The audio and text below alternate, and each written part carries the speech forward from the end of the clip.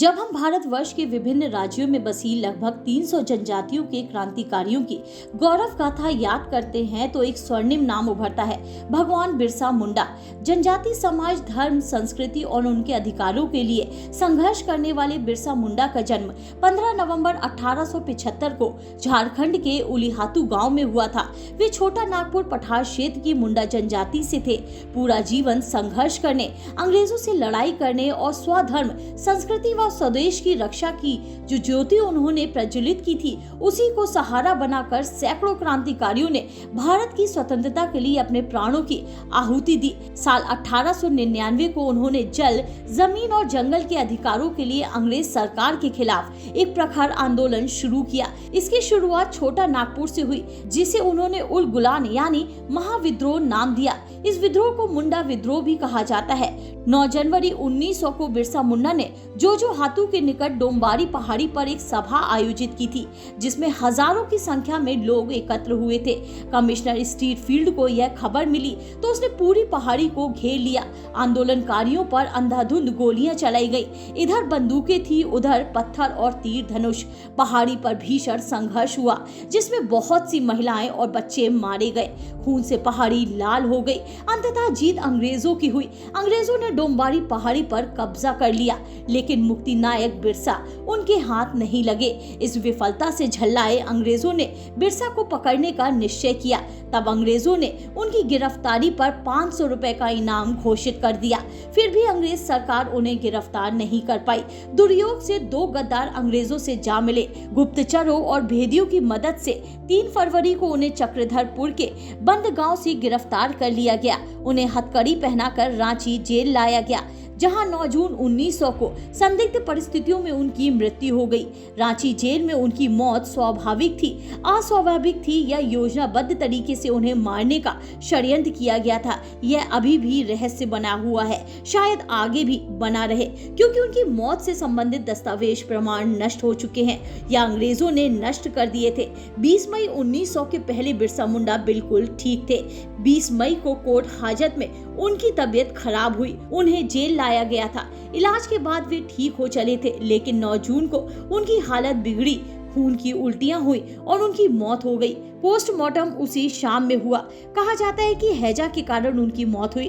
अंतड़ियों में खून जम गया था। सवाल है कि जेल में इतने कैदी थे, हैजा सिर्फ बिरसा मुंडा को ही क्यों हुआ? एक ही पानी सभी कैदी पीते थे, एक ही तरह का भोजन करते थे, इसलिए बिरसा मुंडा की मौत हैजा से होने को किसी ने स्वीकार नहीं किया। इसलिए यह सवाल उठता रहा कि क्या उन्हें जहर दिया गया था? क्या उनके इलाज में लापरवाही बरती गई थी?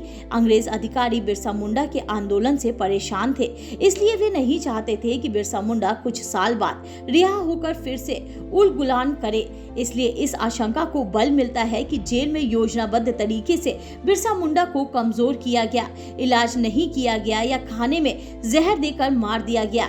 जेलर अंग्रेजों के अपने थे, अधिकारी अपने थे, जेल के डॉक्टर अपने थे, इसलिए पोस्टमार्टम रिपोर्ट पक्ष में करवाना मामूली बात थी। इतना ही नहीं, बिरसा मुंडा के शव को मुंडा रीति रिवाज के अनुसार दफनाया तक नहीं गया, बल्कि रांची के कोकर स्थित डिस्टिलरी पुल के निकट जला दिया गया, ताकि कोई सबूत नहीं बचे। शव को बिरसा मुंडा के परिजनों को नहीं सौंपा गया था। जेल और प्रशासन के अधिकारियों ने अंतिम संस्कार कर दिया था। तब बिरसा के आंदोलनों का विरोध करने वाली एक पत्रिका घर बंधु ने भी बिरसा मुंडा की मौत पर सवाल खड़ा किया था और लिखा था कि हैजा से हुई मौत की बात पचती नहीं है।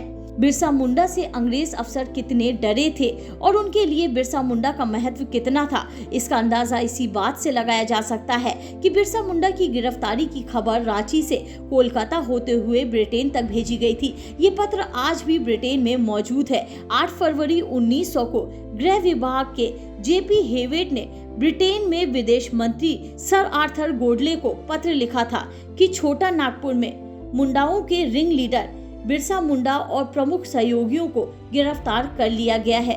उस समय अंग्रेज अधिकारियों ने बिरसा मुंडा और उनके आंदोलन गतिविधियों के बारे में जो पत्र लिखे थे, वे आज भी ब्रिटेन और कोलकाता पटना के आर्काइव में मौजूद हैं। बिरसा मुंडा की मौत के साथ ही मुंडा आंदोलन खत्म हो गया था। उनके समर्थकों को भी तबाह कर दिया गया था। आंदोलन में भाग लेने वाले मुंडा समर्थकों में कुछ को फांसी की सजा दी गई थी, कुछ को काला पानी की सजा हुई, बाकी को जेल में रखा गया था। अनेक मुंडा आंदोलनकारियों की मौत जेल में हुई थी। जेल में इन सभी की मौत किन कारणों से हुई थी, इसका ब्यौरा उपलब्ध नहीं है। संभव है कि बिरसा मुंडा की तरह ये सभी या इनमें से कुछ साजिश के शिकार हुए हो। कारण जो भी हो, अंग्रेजों ने हर हथकंडा अपनाकर मुंडा विद्रोह को खत्म कर दिया था, और इतनी सफाई से ताकि कोई सबूत ही नहीं बचे। काश अगर 500 रुपए इनाम की लालच में अपनों ने ही गद्दारी नहीं की होती तो बिरसा मुंडा नहीं पकड़े जाते और भारतीय स्वतंत्रता संग्राम में वे और भी भूमिका निभा पाते।